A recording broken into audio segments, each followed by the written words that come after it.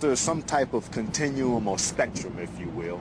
You know, probably prisoners of war off to the far left or right, depending on your perspective, and something less than that to the far other end.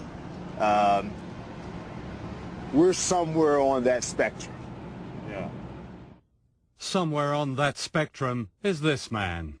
Wazir Muhammad is a Kabul taxi driver who disappeared into Bagram in April last year. He's now in Guantanamo Bay. He's not been charged with anything. His crime was to inquire after a friend, another taxi driver, who was arrested and who has since been released.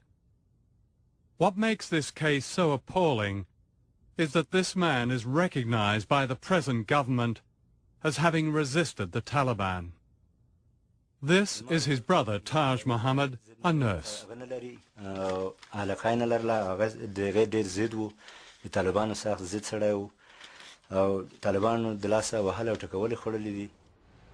This is where he is now, Guantanamo Bay, where prisoners are shackled, trussed, and kept in cages 8 feet by 7 feet for up to 24 hours a day. The light is always on. Children and old men have been incarcerated. Amnesty International calls it a black hole, a violation of the most basic human rights. There are 9 British citizens here, including this man, Shafiq Rasool from the West Midlands, who was effectively kidnapped by the Americans 2 weeks after he'd arrived in Pakistan, where he has relatives. That was almost 2 years ago. Since then, his family has pleaded for help from the British government, but still, he's been charged with nothing.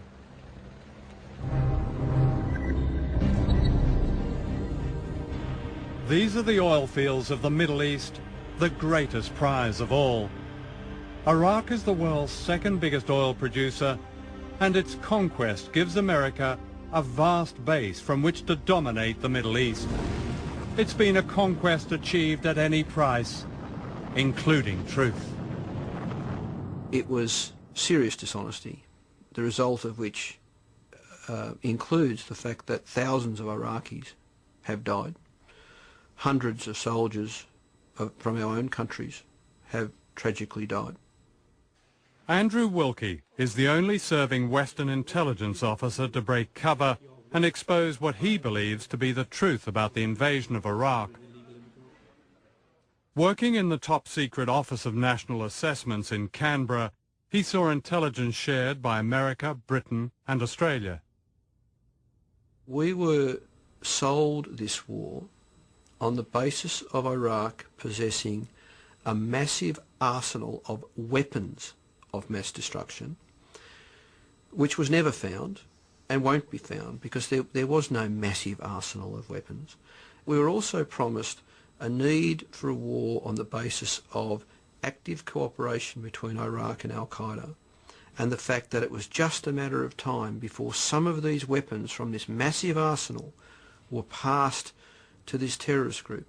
Always a ridiculous proposition, and always completely at odds with my experience in the intelligence community that there was no hard intelligence to establish that there was a link between Iraq and Al-Qaeda.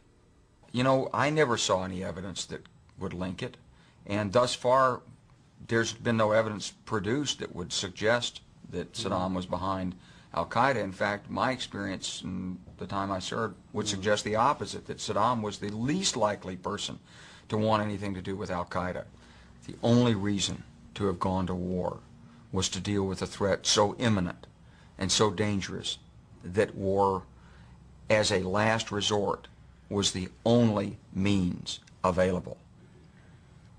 As I weighed the evidence, as I watched the debate emerge, I reflected on my own experiences, I listened to the discussions from the Pentagon and inside the White House, as I checked with sources in Congress and people who were current on the intelligence, that simply wasn't the case. Isn't there a problem for us in the West of honesty about the reason for going to war in Iraq, and that was weapons of mass destruction? I don't think that was a lie. We went to war in large part because of the concern that weapons of mass destruction in the hands of the Saddam Hussein regime a regime that used such weapons, in particular nerve gas. And was supplied by the United States and Britain with these weapons of mass destruction. No, I don't believe that's accurate. Well, yes, they were. Most of the weapons of mass destruction from Saddam Hussein weren't built by him. The machine tools and the ingredients for his biological weapons, they all came from other countries, many of them from this country and Britain. I don't think that's right. I really think that it's on the record in the Library of Congress. You'll find it there. I think the premise of your question is wrong. Mr. Fife had only to look up this congressional record of a U.S. Senate inquiry in 1992. It shows that the U.S. government approved the sale of biological weapons to Saddam Hussein. The suppliers were this company in Maryland and Porton Down in Britain. If you really want to know the truth about the state of Iraq's weapons of mass destruction before the invasion, listen to Colin Powell in February 2001. He states clearly that there was no threat from Saddam Hussein. He has not developed any significant capability with respect to weapons of mass destruction. He is unable to project conventional power against his neighbors. And this is Condoleezza Rice, Bush's national security advisor, in July of the same year, saying the same thing, putting the lie to their own propaganda. We are able to keep arms from him. His military forces have not been rebuilt. And that, many believe, was the truth, a truth that was covered up and conveniently forgotten after September the 11th, when Bush and Blair decided to attack Iraq. They found no weapons of mass destruction, no links with Al-Qaeda, no nuclear weapons, no 45-minute threat. So was it all a charade?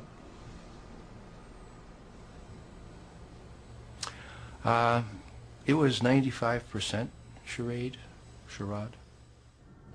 A charade indeed. The invasion had been planned long ago.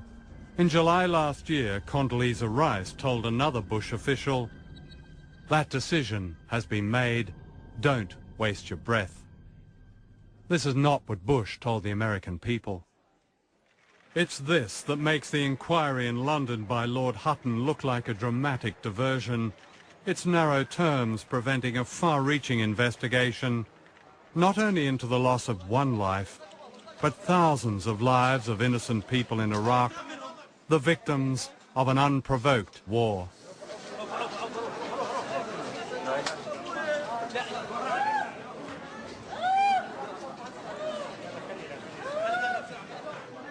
It's now reliably estimated that up to 10,000 civilians may have died in the attack on Iraq. Joe Wilding, a human rights observer in Baghdad during the bombing, saw the suffering. I and a few other observers were being taken around the hospital by one of the doctors, and he was introducing us to some civilian casualties from the previous day, and he was called away to the emergency room. So he took us with him, and as we walked in, there was a woman probably in her mid-30s just screaming over and over, "We're farmers, we're farmers." And she had a little boy in her arms. He was 4, his name was Mohammed, and the whole right-hand side of his face was cut up by shrapnel. And then there were other women in there. There was a little girl, and she was just screaming every time anyone moved her, screaming when they took her into the x-ray room, screaming when they brought her out again. And the doctor pulled back the covers and showed us this huge gouge out of her thigh, and they were trying to clean it, and they didn't have enough anesthetics or painkillers or anything, so she was just screaming and screaming as they tried to clean this wound. All of them were just in so much pain, and then Fateh, the youngest of the daughters, was 8, and she was killed in the bombing, and Fadma was just stained with all their blood and just going from one to another, picking them up. Why is it wrong for dictators and terrorists to kill innocent civilians, and right or excusable for the United States to do exactly the same? Well, the United States doesn't do it, and if we did it, it would be as reprehensible as what the terrorists do. The United States doesn't kill innocent civilians? No, the United States does not target civilians. Those of us on the outside who look at September the 11th, where 3,000 people died in that tragedy, but then look at the thousands who have died since.